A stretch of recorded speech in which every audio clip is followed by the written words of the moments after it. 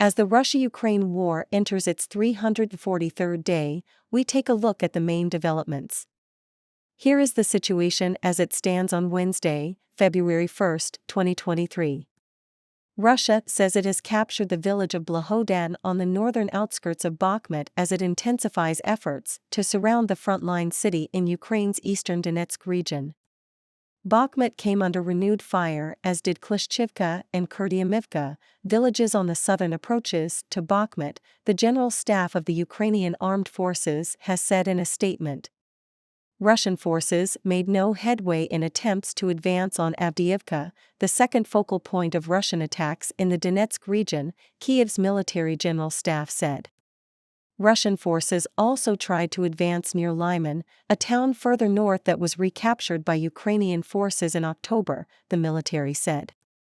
Russia was reaching further west in Donetsk by firing on the town of Volodar and a half-dozen other towns and villages, the Ukraine military said. Volodar is about 148 kilometers, 90 miles, from the main fighting in and around Bakhmut.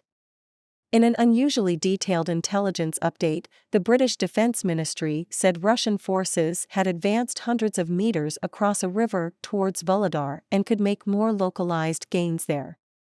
It said the assault was unlikely to lead to a significant breakthrough but could be intended to draw Ukrainian efforts away from defending Bakhmut. Military aid, diplomacy. The United States accused Russia of violating the New START Treaty, the last major pillar of post-Cold War nuclear arms control between the two countries, saying Moscow was refusing to allow inspection activities on its territory. Ukrainian President Volodymyr Zelensky's government is lobbying hard for allies to supply fighter jets that it can use to repulse Russian advances. French Defense Minister Sébastien Lecornu said there was no taboo about supplying Kyiv with fighter planes, following a meeting with Ukrainian Defense Minister Alexei Reznikov in Paris. The U.S. is readying more than $2 billion in military aid for Ukraine that is expected to include longer-range rockets for the first time, as well as other munitions and weapons, according to the Reuters news agency, citing two U.S. officials briefed on the plan. Human Rights Watch has said Ukraine should investigate its troops' use of banned anti-personnel landmines, which caused civilian casualties in Izium when the area was under Russian occupation. U.S. readying new $2 billion Ukraine weapons package, report. Military aid will include longer-range weapons that could help Ukraine disrupt activity behind Russian lines. The United States is readying more than $2 billion worth of military aid for Ukraine that is expected to include longer-range rockets for the first time as well as other munitions and weapons, according to the Reuters news agency, citing two U.S. officials briefed on the plan.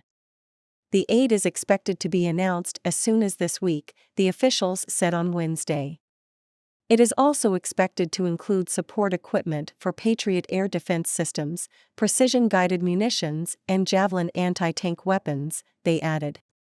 One of the officials said a portion of the package, expected to be $1.725 billion, would come from a fund known as the Ukraine Security Assistance Initiative, USAI, which allows President Joe Biden's administration to get weapons from industry rather than from U.S. weapons stocks. The USAI funds would go towards the purchase of a new weapon, the ground-launched small-diameter bomb, which has a range of 150 km. The U.S. has rebuffed Ukraine's requests for the 300 km range ATACMS missile.